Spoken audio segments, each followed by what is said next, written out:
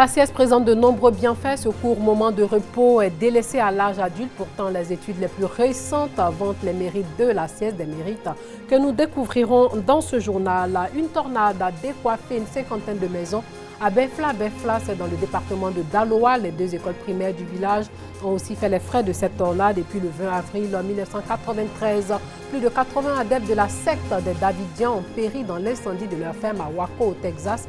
Les disciples étaient restés retranchés durant des semaines avant que la police ne donne l'assaut. Madame, Messieurs, bonsoir. Le sommeil est essentiel pour être en forme physiquement et mentalement. Et la sieste présente de nombreux bienfaits. Elle faisait partie des habitudes de nombreux peuples des pays chauds. Mais aujourd'hui, ce court moment de repos est largement délaissé à l'âge adulte. Les occupations des uns et des autres ne le permettent plus. Pourtant, des études les plus récentes vantent les mérites de la sieste. Le reportage de Godfrey Okambawa. La sieste, ce petit repos de 10 à 30 minutes est pris généralement au cours de la journée, le plus souvent après le déjeuner entre midi et 15 heures. 30 minutes de sieste, un choix difficile pour certaines personnes. Personnellement, j'en fais pas parce que au niveau du boulot, il n'y a pas trop de temps.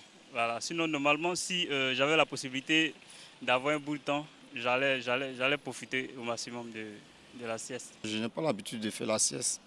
J'aime pas ça, mais au fait, si je suis à la maison, peut-être que je n'ai rien à faire, souvent rien à la télé, je peux fermer les yeux au moins 30 minutes. Mais si je suis au boulot, je n'ai pas l'habitude de faire la sieste. Je fais la sieste quand je suis libre, surtout quand je suis libre, quand j'ai rien à faire. Mais quand je suis occupé, je m'occupe et après, je peux faire la sieste.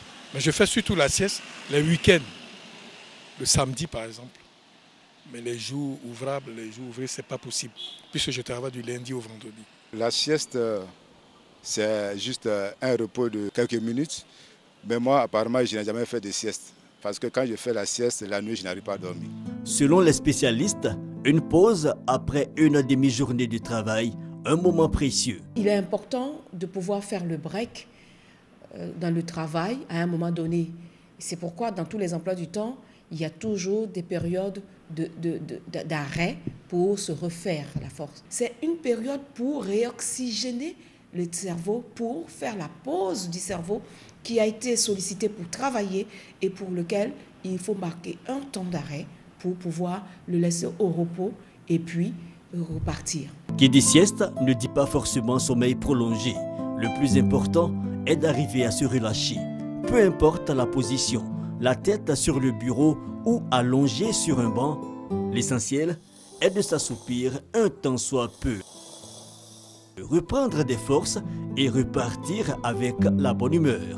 Mais attention à bannir pour une bonne sieste la consommation de toute substance somnifère. Une tornade a décoiffé une cinquantaine de maisons à Befla dans le département de Daloa. Des habitations se sont même effondrées. Les deux écoles primaires n'ont pas été épargnées par la violence du vent. Les populations touchées par cette tornade ne savent pas à quel sens se vouer et plusieurs dorment à la belle étoile des puits. Les populations des sous-préfectures de Bédiala, elles, dans le pays veulent impulser une nouvelle dynamique de développement à leur circonscription. Cette dynamique est basée sur la cohésion sociale et l'union. Le reportage de Mamadou Kwasi. Pâques, la résurrection du Christ, moment choisi par les populations des sous-préfectures de Gonaté et de Bédiala pour célébrer l'union et la cohésion. Les filles et fils de ces deux sous-préfectures lancent un nouveau départ pour le développement de leur canton et surtout pour le bien-être des populations. Pour la circonstance, ce sont 25 villages, chacun avec son chef de tribu, de village, des présidents de jeunes et de femmes qui ont fait le déplacement de Bandiaï. À eux, il faut ajouter toute la communauté halogène des deux sous-préfectures. Chacun est venu apporter sa contribution, mais aussi son opinion à la nouvelle dynamique de développement qu'on veut donner à Gonaté et Bédiala. Les quatre réunis autour du député Michel Thiebouikien décident de renforcer la cohésion sociale chère à leurs ancêtres. Au nom des cadres, le député de Bédiala Gonaté, Michel Thiebouikien, promet un mieux-être aux populations grâce aux actions de développement en cours de réalisation. Il promet également faire porter leurs préoccupations à l'hémicycle afin de bénéficier de solutions durables. Michel Thieboutien demande à ses parents de soutenir les initiatives de développement du président de la République, Alassane Ouattara.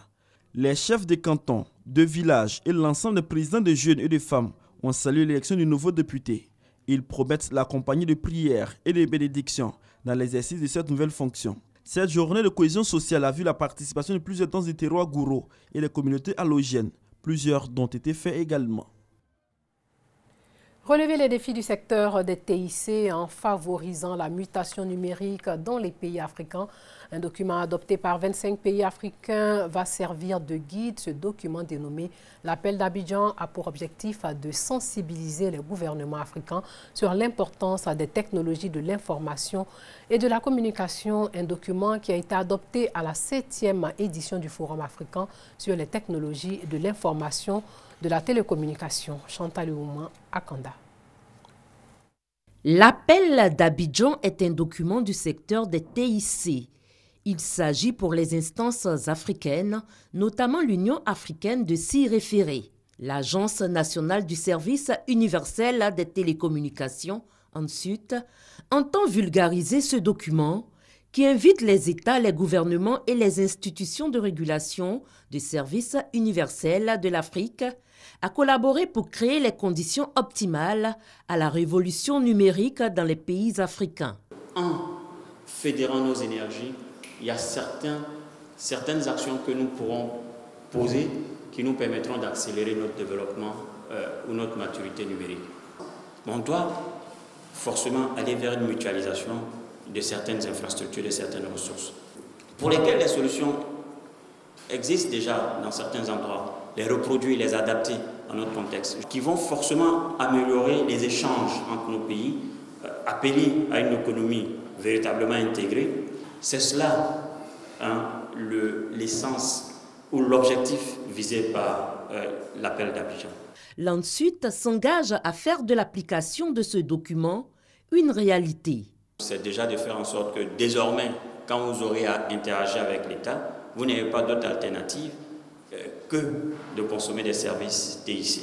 Nous avons principalement aujourd'hui le projet e-santé, le projet e-tourisme, le projet e-fonction publique, le projet e-finance publique, le projet d'internet gouvernemental et le projet e-éducation. La première partie de notre démarche, c'est déjà de les accompagner dans la conception de leur projet de digitalisation.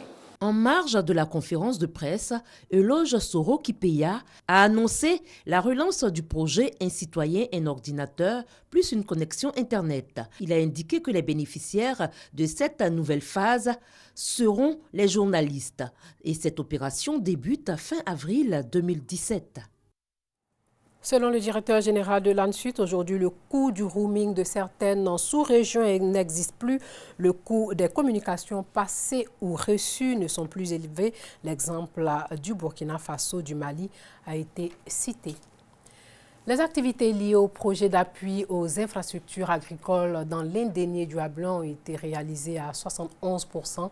Il s'agit des infrastructures routières, des installations hydrauliques, des magasins de stockage, des marchés, des étangs rizicoles et des cultures maraîchères.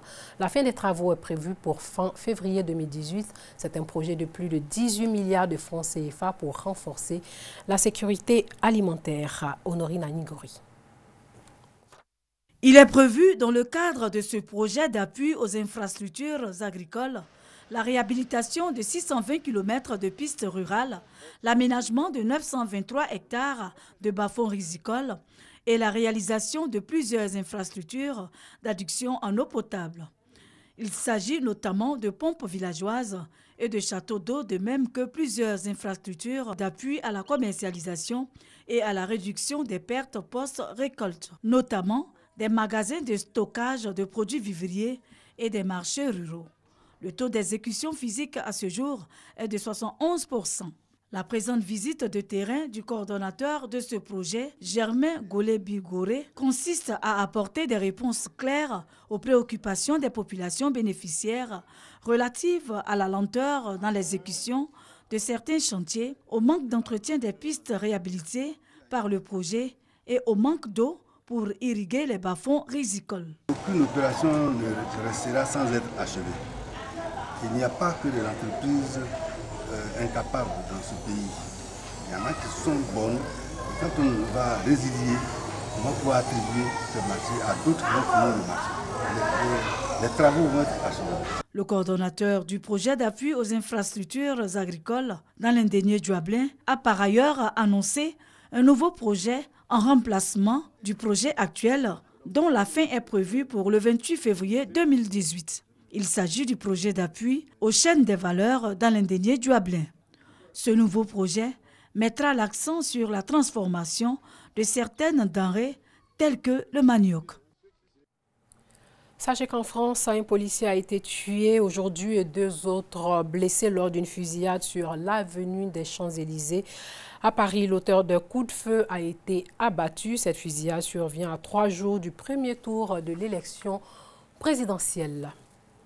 De loin, il est difficile d'imaginer que le bâtiment à l'entrée de Mouktara, la capitale du pays druze, dans la montagne libanaise du Chouf, dans le sud-est de Beyrouth, est une mosquée, bien qu'il appartienne à une confession dérivée de l'islam chiite. Les Druzes ne prient pas dans les mosquées et l'édifice est loin de ressembler à la maison de prière traditionnelle musulmane. Place maintenant à l'éphéméride. Sachez que dans les années 1930, un groupe religieux issu des adventistes du 7e jour s'est constitué en Californie sous l'appellation de Davidiens. Un certain David Koresh crée dans les années 1980 une dissidence de ce groupe et s'installe avec une centaine de fidèles dans les environs de Waco au Texas. Le 20 avril 1993, plus de 80 adeptes de la secte des Davidiens périssent dans l'incendie de leur camp. Le 20 avril 1993, la police américaine donne l'assaut contre le ranch fortifié de la secte des Davidiens à Waco, au Texas. L'incendie allumé par les membres ravage la ferme forteresse. Plus de 80 corps calcinés, dont 23 enfants et 2 femmes enceintes, seront retirés. Mars 1993, à Waco, jadis la terre des Indiens Ouïkos, depuis les années 50, une secte évangélique apocalyptique, les Davidiens, est installée à la périphérie de la ville, sur un site baptisé Mont Carmel. Dès 1950, d'ailleurs, un prophète y annonçait la fin des temps. À Mont Carmel, l'interprétation de la Bible est particulière. Les théologiens la jugeront d'illumination justifiant hantise et délire mystique accouplé à un sécessionnisme texan. Selon les adeptes davidiens, au jour du jugement, c'est à Waco qu'adviendra la résurrection des corps. Toute l'humanité renaîtra, même Hitler, certifie-t-on à Mont Carmel. En 1993, le prophète de l'époque est Vernon Howell, David Koresh de son nom biblique. Il règne sexuellement sur ses fidèles. Sa mission divine, engendrer les 24 anciens qui jugeront l'humanité à la fin des temps, d'où des mariages en chaîne avec les femmes de Mont Carmel, célibataires mais aussi compagnes. Parlons de l'assaut contre Waco. Tout part de 1992. Un postier, par accident, voit le contenu d'un colis destiné aux ermites vivant sur le mont Carmel. Des grenades et tout un arsenal d'assaut. Il alerte les autorités qui infiltrent le secteur. Le gourou David Koresh est accusé, entre autres, de violence, de séquestration et de polygamie. Le siège de la résidence dure 51 jours. Puis, le FBI déclare avoir une information cruciale. Le groupe se préparait au suicide collectif. L'assaut est ordonné. 86 morts et 20 blessés. C'est la fin de ce journal. Portez-vous bien.